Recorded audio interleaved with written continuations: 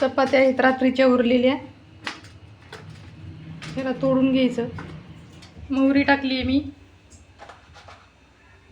जिरे टाकलेत, त्याला छान तडकू द्यायचं. कढीपत्ता घालायचा आहे भरपूर, कांदा टाकायचा आहे.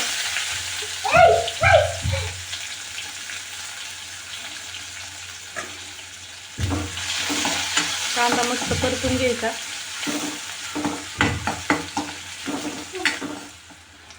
लसूण घेतलाय कुठून मी, आणि एक छोट्या आकाराचा टोमॅटो घालायचे आपल्याला. मस्त हे छान मऊ होईपर्यंत परतून घ्यायचं. रोज रोज शिळ्या चपात्या खाऊन पण कंटाळा येतो, आणि रोज पोहे उपमा खाऊन पण कंटाळा येतो. चपातीपासूनच लाल तिखट घालायचे, जसं तुम्ही तिखट खाता तसं ॲड करा. 1 चमचा हळद घालायची, चवीनुसार मीठ घालायचे.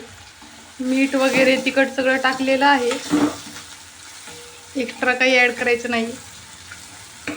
त्याला थोडंसं 5 मिनटं तेलामध्ये फ्राय करून घ्यायचं, कांदा वगैरे सगळं.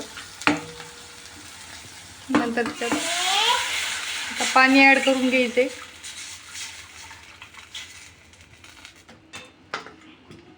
असं करून घेतलेलं आहे मी. आमच्याकडं शक्यतो असंच करतात.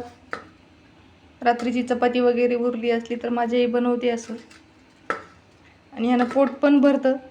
आणि आपण ह्याला असं मिक्सरमधून काढून असं पोह्यासारखं पण बनवू शकतो, पण ते थोडंसं कोरडं कोरडं होतं. आणि आपण आता हे पाण्यामध्ये मस्त शिजून घेतलं की मग छान लागतं. आणि त्याच्यासोबत दही वगैरे असेल तर अतिउत्तम. आता पाण्याला उकळी आलेलीच आहे थोडीशी, आपण याच्यात आता ॲड करून घ्यायचे हे.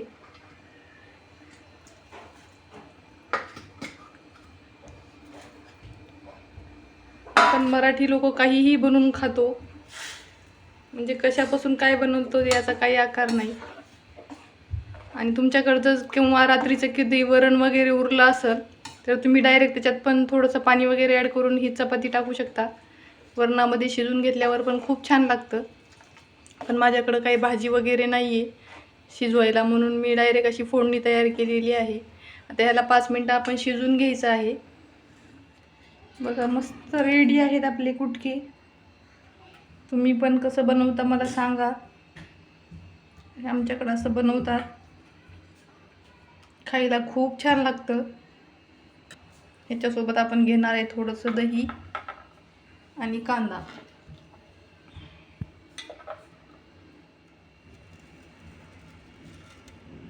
कशी वाटली रेसिपी नक्की सांगा.